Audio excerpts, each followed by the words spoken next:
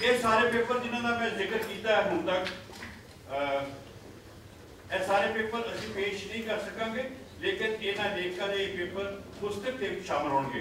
पर 5 वो पेपर भी साडे कोल होंगे जिहड़े साडे कोल लेखक नहीं, लेकिन उन्हां दा थीम इन्ना कि इंपॉर्टेंट है। We try to present those paper through someone else. वो पेपर होंगे जी आधुनिक पंजाबी साहित्य एक पार राष्ट्रीय संवाद। Doctor HS. भाटिया जो कि प्रोफेसर ने पंजाबी ने गुरु नानक देव यूनिवर्सिटी में बड़े नोन क्रिटिक ने, उन्होंने पर्चा है जिहड़ा कि प्रवासी साहित्य या वो साहित्य जिहड़ा कि दूसरे देशों से रचिया जा रहा है, उसके बारे कुछ टिप्पणियां उन्होंने हैं। प्रवासी साहित्य अध्ययन की समस्या डॉक्टर करमजीत सिंह प्रोफेसर ने पंजाबी ने कुरुक्षेत्र यूनिवर्सिटी के उन्होंने पर्चा जिहड़ा पेश किया जाएगा। दैन पंजाबी साहित्य दलित का प्रश्न, दलित के प्रश्न ते बहुत ही उमदा पर्चा लिखा है एक साडे उच्च अधिकारी ने पुलिस विच, पर उन्होंने PhD की है, बहुत आधुनिक चिंतन नाल जुड़े ने।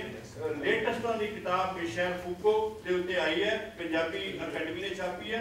डॉक्टर मनमोहन पुलिस अधिकारी हुंदियां होया भी मेरा ख्याल है साहित्य जिन्हें रचे विचे हुए ने सानू बहुत वड्डियां उम्मीदां ने। यह पर्चा भी बहुत इंपॉर्टेंट है। मैं सगों बेनती की डॉक्टर नूर हुणां नूं कि इस पर्चे का साथ है तुहाडे सामने पेश करनगे। और एक पर्चा पंजाबी गायकी अखाड़े तो फिल्मांकन तक, पंजाबी गायकी नाल जो वापर रहा है, it's a very serious issue.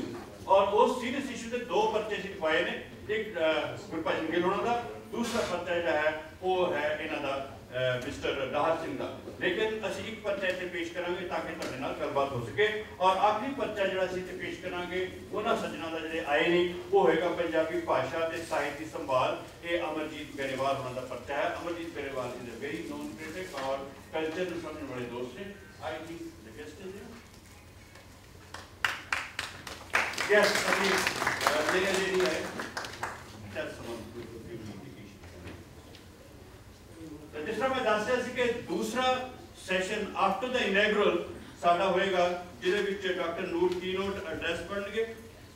बाकी पर्चे तुहानूं दस्सिया सीगा कि आसिफ शाह कारणों का, डॉक्टर बरीटा का और एच.एस. भाटिया का होएगा। और साडे स्थानक साहित्यकार बलबीर मोमी जिहड़े कि अजकल इत्थे वसे हुए ने, उन्हां दा पर्चा होएगा Punjabi language importance identification and future. Last session of the day वो चेयर करनगे doctor Deepak Manmohan Singh, who is director of the World Punjabi Organization जिहड़ी कि पंजाबी यूनिवर्सिटी पटियाला ने स्थापित की है। और वो प्रोफेसर रिटायर हुए ने फ्रॉम पंजाब यूनिवर्सिटी पंजाबी ने, वो इसको चेयर करनगे। इहदे विच पर्चे जो पेश किए जाएंगे वो होएगा एक डॉक्टर जगबीर सिंह का पर्चा, who retired as professor of Punjabi from Delhi University। पर्चा होएगा medieval and modern Punjabi literature continuity and deviation, कि मॉडर्न ते पुराने साहित्य विच किथे किथे निरंतरता है थॉट दी और किथे किथे प्राण है, किथे किथे फर्क है। मेरा ख्याल है सानू अपने आप को समझने वास्ते एक महत्वपूर्ण पर्चा होएगा। Doctor Surjit Singh Bhatti as professor ने पंजाबी यूनिवर्सिटी के रीजनल कैंपस बठिंडा दे विच, उन्हां दा पर्चा होएगा एक बहुत ही इंपॉर्टेंट सब्जेक्ट है liberalisation, privatisation and globalisation and Punjabi literature. ये बड़े भखदे मामले ने मॉडर्न समाज के, जिहड़ा आर्थिकता नाल भी संबंध है, जिसका राजनीति नाल भी संबंध है। इस संबंध जो पर्चा पेश करेंगे।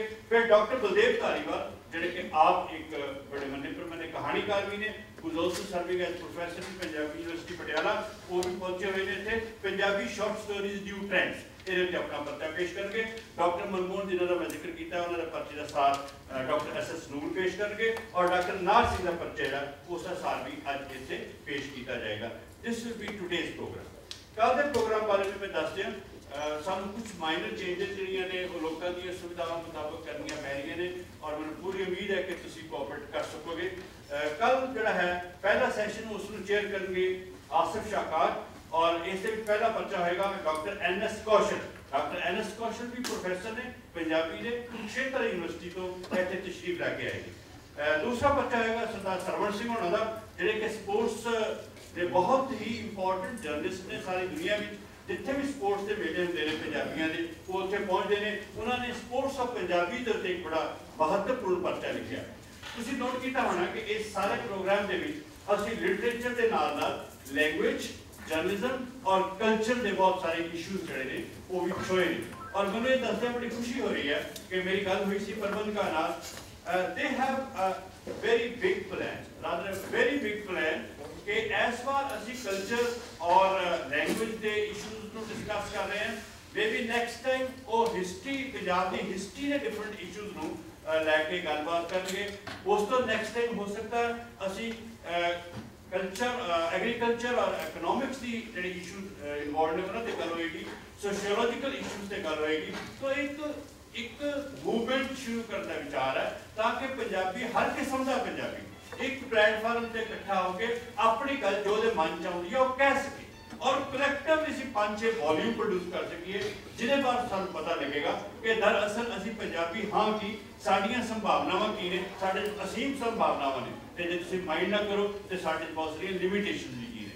तो मैनूं इदां लगदा है कि इहो जिहे सैमीनार सिर्फ सैलीब्रेशन नहीं होंगे, रादर नाल दे नाल एक डेलीब्रेशन भी होंगे जिहदी कि इस वेले पंजाबी कम्यूनिटी को बहुत ज़्यादा लोड़ है ताकि वो पॉजिटिवली कंट्रीब्यूट कर सके अपने अपने मुल्कां हिंदुस्तान दे विच, पाकिस्तान दे विच और जिन्हें मैं थर्ड पंजाब कहना वो वैस्ट विच भी है, ईस्ट विच भी है।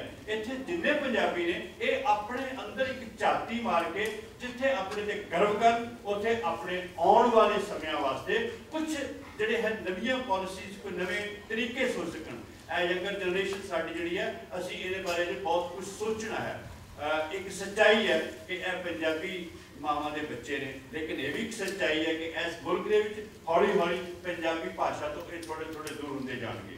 कि ये पॉसिबल होएगा कि इन्हां दी पंजाबीयत नूं असीं पंजाबी भाषा तो बगैर बचा के रख सकीए? It may be possible, it may not be, but now is the time और we are in a time where we can discuss all these issues. इन्हां नाल भी कोई एक डायरेक्ट इंटरेक्शन की लोड़ है। मैं प्रपोज करांगा कि नेक्स्ट जो कॉन्फ्रेंस होवे असी यूथ को भी विच इन्वॉल्व करिए so that we can understand their point of view and we can put forward our own point of view before them. So मैं जिस तरह मुका रहा सी गल नूं कि चेयरमैन जिहड़े तीजे सैशन दे कल सवेरे होणगे आसिफ शाह कार साहब और इहदे विच सरवण सिंह दे पर्चे तो बाद साडे कोल होएगा अमरजीत गरेवाल उन्हां दा पर्चा जो कि protection of Punjabi language and literature है।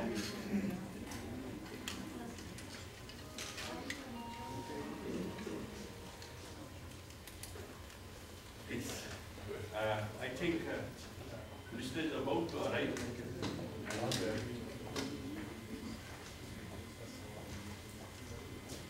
Some movement is there.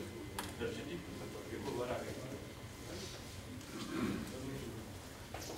Yeah. Over to you. Thank you. Thank you, Dr. Arvind Singh. Distinguished guests, ladies and gentlemen, there are moments poised between the dissolution of the old order and the establishment of the new, at which the change coursing through our society becomes sharply visible. Gathered here at this impressive Punjabi conference are the intellectuals of the Punjabi language and culture, which until now have been fragmented due to political barriers and therefore unable to tap our society's potential for cultural integration and harmony. The conference has provided the Punjabi diaspora worldwide with a common platform to put their heads together and transgress all political and geographical borders. These political and geographical barriers had so far marginalized, impeded, and even excluded our communities from making their full contribution.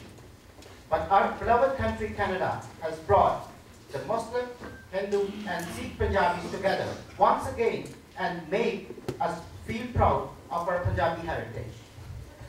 Ladies and gentlemen, the Canadian Minister of Citizenship, Immigration and Multiculturalism, Honorable Jason Kenney, has arrived. And I did not have to say, give him a big applause. We already have. Now, I would request everyone to stand up, please, and for our next lecture, followed by 6 religions.